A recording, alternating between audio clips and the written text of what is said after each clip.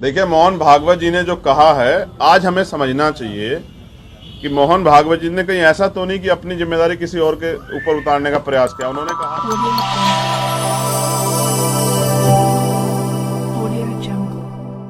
देखिए, मोहन भागवत जी ने जो कहा है, आज हमें समझना चाहिए कि मोहन भागवत जी ने कहीं ऐसा तो नहीं कि अपनी जिम्मेदारी किसी और के ऊपर उतारने का प्रयास किया। उन्होंने कहा कि भाई, जो जाति व्यवस्था बनाई वो ब्राह्मणों ने बनाई, तो जाति का ऊंच नीच अगर वो ब्राह्मणों के ऊपर छोड़ रहे हैं, तो अगर इतने लंबे समय उनकी सरकार थी, इसको बदलने के लिए उन्होंने क्या प्रयास किया?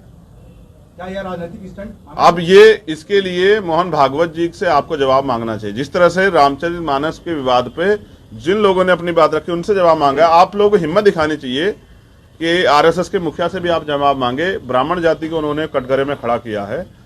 हम तो लंबे समय से मानते हैं कि जात, हम लोग आप लोगों के माध्यम से मांगेंगे। तो मैं ये कहना चाहता हूं कि अगर ये सत्य है तो फिर ये बुरा है कि जिन लोगों ने फिर जाति बनाई, उन्होंने अपने आप को ऊपर रखा और बाकी लोगों को नीचे रखा। तो ये अपमान की शुरुआत जहां से, उसका खात्मा होना चाहिए। इंसान इंसान होता है। क्या मोहन भागवत दलितों का वोट हासिल करना चाहते हैं 2024 में? कुछ ऐसा है क्या? मोहन भागवत जी, अब आप स्पष्ट मुद्दे पे आ रहे हैं कि मोहन भागवत जी और बीजेपी एक ही है। वो किनके लिए काम कर रहे हैं, वो किनके लिए वोट बटोरना चाहते हैं, ये आप और मैं जानते हैं। आज दलित पिछड़े वर्ग में चेतना जागृत हुई है। उनकी तरक्की संविधान में जो अवसर मिले उनसे हुई है। इसलिए आज वो अपने बुनियादी टॉपिक पे खड़ा होना चाहते हैं, और वो है उनके अधिकार का मामला, स्वाभिमान सम्मान का मामला। तो एक दूसरे पे के पाले में गेंद फेंकने से अच्छा मोहन भागवत जी कहते हैं कि हम इस देश में जाति व्यवस्था खत्म करने की शुरुआत कर रहे हैं। मतलब पंडितों को उन्होंने टारगेट कर दिया है।